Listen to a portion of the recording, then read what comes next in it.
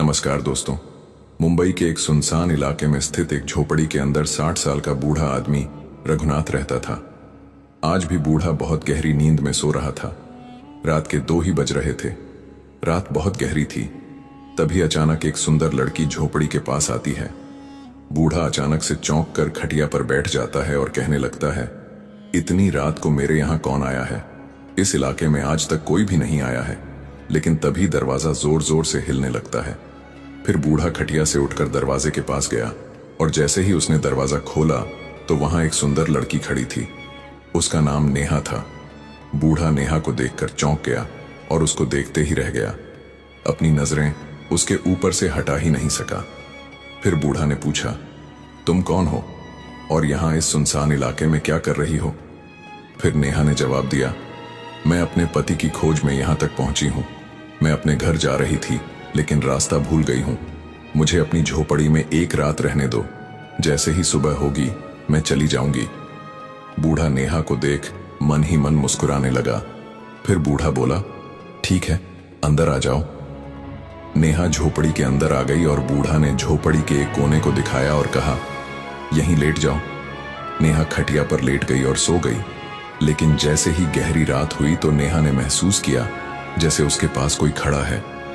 उसने अपनी आंखें खोली और देखा तो वहां बूढ़ा खड़ा होता है और वह उसे प्यार की नजरों से देख रहा था। नेहा घबरा गई और खटिया से उठकर बूढ़ा को कहने लगी, तुम और यहां क्या कर रहे हो, मेरी खटिया के पास? बूढ़ा बोला, मैं तो सिर्फ यह तुमको गलीचा देने आया था। तुमको ठंड लग रही होगी। फिर नेहा बोली, हाँ ठीक है, अब जाओ, तुम अपनी खटिया पर सो जाओ। फिर इतना कहकर नेहा अपनी खटिया पर सो गई। लेकिन बूढ़ा नेहा की खटिया के चारों तरफ चक्कर लगाता रहा और उसको घूरता रहा। नेहा मन ही मन सोचती रही, हे भगवान, ये रात जल्दी खत्म हो जाए। फिर कुछ समय बाद सुबह हो गई। नेहा सीधी झोपड़ी से निकलकर बूढ़ा आदमी के पास आई और कहने लगी, आपका बहुत बहुत धन्यवाद, अब मैं जा रही हूं। बूढ़ा बोला, कहां जाऊंगी? तुमको अपने घर का रास्ता भी मालूम नहीं है। इस सुनसान इलाके में कहां भटकोगी? बूढ़ा नेहा के करीब आया और उसने नेहा का हाथ पकड़ लिया और कहने लगा, आज की रात रुक जाओ, सिर्फ एक रात की बात है। नेहा घबरा गई और कहने लगी, यह तुम क्या कह रहे हो? बूढ़ा बोला, हाँ, मेरी बात मानो, फिर मैं तुम्हारे लिए इस रेगिस्तान से निकलने का रास्ता बता दूंगा। फिर नेहा बूढ़ा आदमी की बातों में आ गई और इस रात भी रोकने के लिए तैयार हो गई। फिर रात हो गई। दोनों अपनी अपनी बिस्तर पर सो रहे थे। जब रात गहरी हुई तो बूढ़ा अपने बिस्तर से उठा और नेहा की ओर घूरने लगा। उसके मन में अलग ही कोई चाल चल रही थी, लेकिन बूढ़ा अंदर से डर के मारे कांप रहा था। फिर बूढ़ा नेहा के करीब पहुंचा और उसको प्यार से सहलाने लगा। तभी अचानक से नेहा की आंख खुली। वो बहुत घबरा गई और कहने लगी, क्या हुआ? तुम ये क्या कर रहे थे? बूढ़ा बोला, कुछ नहीं, मैं तो सिर्फ तुमको यह तकिया देने आया था। नेहा ने जल्दी से तकिया लिया और खटिया पर फिर से सो गई। लेकिन बूढ़ा वहीं बैठा रहा और उसको घूरते हुए देखता रहा। वह मन ही मन सोचता रहा, यह आखिरी मौका था। कल सुबह नेहा चली जाएगी। मैं इतनी आसानी से नहीं जाने दूंगा, मुझे कुछ करना होगा। फिर इतना कहकर बूढ़ा सो गया। फिर सुबह हुई। नेहा सीधी उठी और बूढ़ा के पास आई। उसने कहा, जनाब, मुझे जल्दी से यहां से निकलने का रास्ता बताइए और मुझे अलविदा कीजिए। बूढ़ा कुछ समय तक उसकी आंखों में प्यार से देखता रहा। फिर बोला, नहीं, आज तुम यहां से नहीं जा सकती। बूढ़ा की यह बात सुनकर नेहा भड़क गई और कहने लगी, क्यों नहीं जा सकती? बूढ़ा बोला, आज तुम्हें एक रात और रुकना होगा इसी झोपड़ी में। नेहा को गुस्सा आया और बोली, अब और नहीं रुक सकती इस झोपड़ी में। बूढ़ा बोला, देखो, यहां से जाना बहुत मुश्किल है। तुम यहां से अकेली नहीं जा सकती हो। कल मेरा बेटा शहर से आएगा और तुमको इस रेगिस्तान से बाहर निकलने के लिए रास्ता बताएगा। नेहा ने बूढ़ा की यह बात सुनी तो वह खुश हो गई और कहने लगी, ठीक है, मैं इस रात भी रुकने के लिए तैयार हूं। बूढ़ा ने नेहा की यह बात सुनकर मन ही मन बहुत खुश हुआ और कहने लगा, अरे वाह, एक रात और मिल गई। बूढ़ा नेहा को प्यार की निगाह के साथ देखता रहा। फिर रात हुई। नेहा अपने बिस्तर पर लेट गई और बूढ़ा भी अपने बिस्तर पर लेट गया। लेकिन बूढ़ा के मन में और ही कुछ चल रहा था, तो वह घटिया से उठकर बैठ गया और नेहा को प्यार की निगाह से देखने लगा। बूढ़ा अंदर से गर्म और बहुत डरा हुआ था, लेकिन उसकी निगाह नेहा के ऊपर से हट नहीं रही थी। फिर बूढ़ा नेहा के करीब गया और उसको प्यार से सहलाने लगा, उसके ऊपर हाथ फेरने लगा। तभी अचानक से नेहा हल्की सी हिली।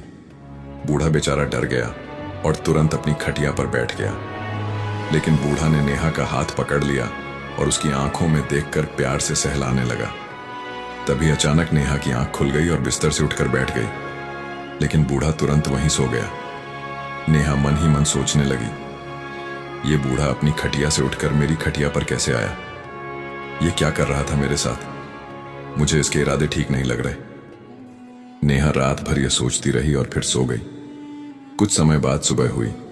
नेहा उठकर सीधी बूढ़ा के पास आई और कहने लगी, कहाँ है तुम्हारा बेटा? उससे कहो मुझे जल्दी यहां से निकलने का रास्ता बताएं। बूढ़ा कुछ समय तक उसकी आंखों में देखता रहा, फिर बोला, लेकिन अभी तक मेरा बेटा शहर से नहीं लौटा। नेहा बूढ़ा की यह बात सुनकर चौंक गई और कहने लगी, लेकिन तुमने तो कहा था मेरा बेटा हमें यहां से निकलने का रास्ता बताएगा। बूढ़ा बोला, हाँ मैंने बोला था, लेकिन शायद मेरा बेटा आज शाम तक आ जाएगा। नेहा बोली, अब और नहीं, मैं रुक सकती।